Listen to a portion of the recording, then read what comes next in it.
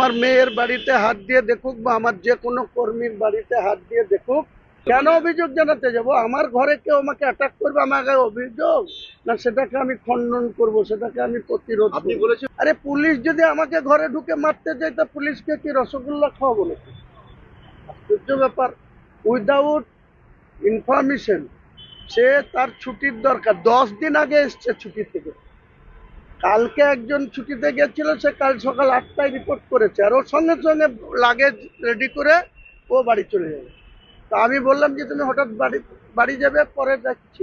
আমি একটা ইম্পর্টেন্ট আলোচনা করছি, সেখানে ও ঘরের ভিতরে ঢুকে আমাকে চেঞ্জ করছে। কেন বাড়ি যাব না স্যার? আমি এখনই বাড়ি যাবো। ভাই বাইরে যাও, বাইরে যাও বলেছি, তারপরে উগ্র মেজাজে আমাকে কথা বলছে। তখন আমার ছেলে তাকে ঘর থেকে ধাক্কা দিয়ে বের করে দিয়েছে। আপনি মেরেছেন? বললাম তো, আপনি মেরেছেন? কি মেরেছি, কি ধাক্কা দিয়ে বের করে দিয়েছি।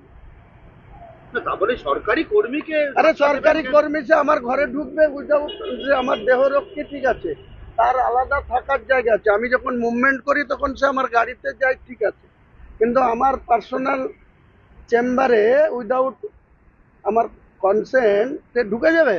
আচ্ছা, এই তার যে তার জন্য তো উদ্দেশ্যটা কি? অভিযোগ জানানোর জায়গা ছিল, কেন মানে অভিযোগ জানাতে যাব? আমার ঘরে কেউ আমাকে অ্যাটাক করবে, আমাকে অভিযোগ না, সেটাকে আমি খণ্ডন করব, সেটাকে আমি প্রতিরোধ আপনি করব। বলেছিলেন তো পুলিশের একটা থানার ইট খুলে আনবেন যদি কেউ মিথ্যে অভিযোগ আমি দিত, পুলিশ এখনো আপনার বাড়ি ঢুকে বলছি, গেল। মুর্শিদাবাদ জেলায় আমি কোনো অন্যায়কে প্রশ্রয় দিই না। আমার যারা সহকর্মী তাদেরকেও আমি কোনো অন্যায় কাজ থেকে বিরত থাকতে বলি, বা ভালোভাবে শান্তিপূর্ণভাবে ল অ্যান্ড অর্ডারকে সম্মান করে চলতে বলি। যদি কেউ মনে করে থাকে যে কলকাতার ইঙ্গিতে মুর্শিদাবাদের 27টা থানায় আমাদের সঙ্গে মিটিং করা, আমাদের সঙ্গে পার্টিতে যুক্ত হওয়ার জন্য কাউকে মিথ্যা মামলা দেবে, আমার মেয়ের বাড়িতে, আমার লালগোলা মেয়ের বাড়ি, একমাত্র মেয়ে আর একটা ছেলে, সেই মেয়ের বাড়িতে 4 দিন ধরে আমার মেয়েদের জামাইদের, জামাই একটাই ছেলে বাবা, তাদের লালগোলাতে 5খানা বাড়ি আছে, একটা 14 কাঠার উপরে 4তলা বাড়ি আছে, এলিজা অনুষ্ঠান বাড়ি, এবং নিজের বসত বাড়ি আছে 3খানা, একটা স্কুল করে দেওয়া আছে ভাড়া দিয়ে। এসব করে 5খানা বাড়ি আছে আমার নিজের জামাইয়ের নামে, বিয়ানের নামে, আমার মেয়ের নামে।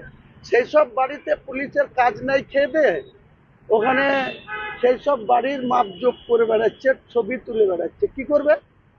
জামাইয়ের বাড়িতে হাত দিয়ে দেখুক, বা আমার মেয়ের বাড়িতে হাত দিয়ে দেখুক, বা আমার যে কোনো কর্মীর বাড়িতে হাত দিয়ে দেখুক, আমি বলেছি তাই করে দেখাবো।